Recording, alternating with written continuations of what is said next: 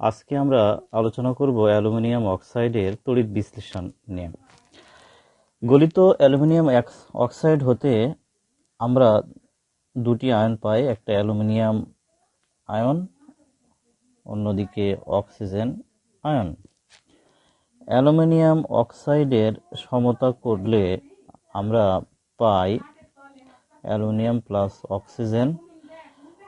এখানে তিনটি অক্সিজেন আছে, দুইটি অ্যালুমিনিয়াম আছে, অর্থাৎ টোটাল সমতা করলে আমরা পাবো এই অবস্থা।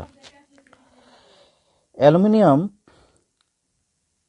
অক্সাইডের গলিত দ্রবণ একটি পাত্রে নিয়ে দুটি তড়িৎদ্বার প্রবেশ করিয়ে ব্যাটারির সাথে সংযোগ দেওয়া হলো। বাম দিকে তড়িৎদ্বার প্লাস প্রান্তের সাথে সংযুক্ত আছে, ডান দিকে তড়িৎদ্বার মাইনাস প্রান্তের সাথে সংযুক্ত রয়েছে। তো স্বভাবতই অক্সিজেন ঋণাত্মক আয়ন হয়, সেটা ধনাত্মক দণ্ডের দিকে ধাবিত হবে। সেখানে দুটো ইলেকট্রন ত্যাগ করে অক্সিজেন পরমাণুতে পরিণত হবে এবং দুটি অক্সিজেন পরমাণু মিলে একটি গ্যাস তৈরি করবে এবং গ্যাসগুলো বুদবুদ আকারে দণ্ডের গা বেয়ে উপরে উঠতে থাকবে। যেহেতু এই তড়িৎদ্বারে ইলেকট্রনের ত্যাগ ঘটেছে, সুতরাং এখানে জারণ সংঘটিত হয়েছে, আর জারণ তড়িৎদ্বারকে আমরা অ্যানোড বলি। অপরদিকে অ্যালুমিনিয়াম ধনাত্মক চার্জ বহনকারী বিধায় এটা ঋণাত্মক প্রান্তের দিকে যাবে এবং সেখানে গিয়ে তিনটি ইলেকট্রন গ্রহণ করে অ্যালুমিনিয়াম ধাতুতে পরিণত হবে। এখানে অ্যালুমিনিয়াম ইলেকট্রন গ্রহণ করছে বিধায় এখানে বিজারণ ঘটেছে, আর এই দণ্ডকে বিজারণ তড়িৎদ্বার বা ক্যাথোড বলা হয়। এখানে ইলেকট্রনের আদান প্রদান কিভাবে হয়, চলো আমরা সমগ্র প্রক্রিয়াটি দেখে নিই। অ্যানোড বিক্রিয়া। অক্সিজেন আয়ন দুটি ইলেকট্রন ত্যাগ করে অক্সিজেন পরমাণুতে পরিণত হয়। যেহেতু অক্সিজেন একটি গ্যাস, সুতরাং তার আরো একটি অক্সিজেন প্রয়োজন। দুইটি ইলেকট্রন ত্যাগ করে অক্সিজেন পরমাণুতে পরিণত হয়েছে এবং দুইটি পরমাণু মিলে অক্সিজেন গ্যাস রয়েছে।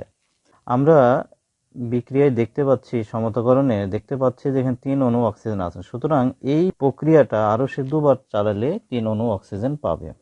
তাহলে আমরা আরো দুটি ইলেকট্রন ত্যাগ করে অক্সিজেন পরমাণুতে পরিণত হলো এবং দুটি পরমাণু মিলে অক্সিজেন তৈরি হলো।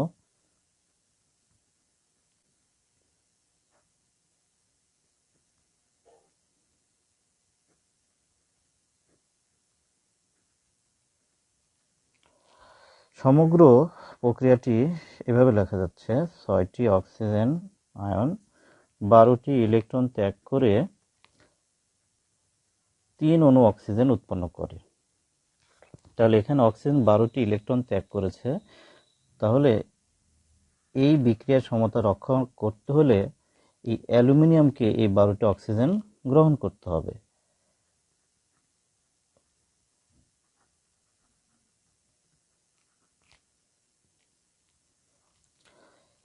একটি অ্যালুমিনিয়াম আয়ন 3টি ইলেকট্রন গ্রহণ করে অ্যালুমিনিয়াম ধাতুতে পরিণত হয়। তাহলে 12টি ইলেকট্রন গ্রহণ করতে, এবং আমরা সমতাকরণেও দেখছি 4টি অ্যালুমিনিয়াম রয়েছে, তাহলে 3 4 12, অর্থাৎ 12টি ইলেকট্রন গ্রহণ করতে আরো 3টি অ্যালুমিনিয়ামের প্রয়োজন।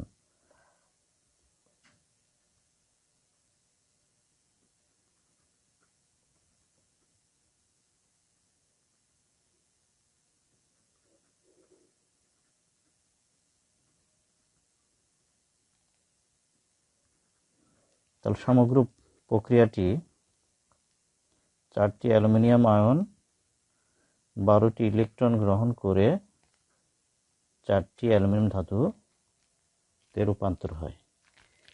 এভাবে এই বিক্রিয়াটি সংঘটিত হয়।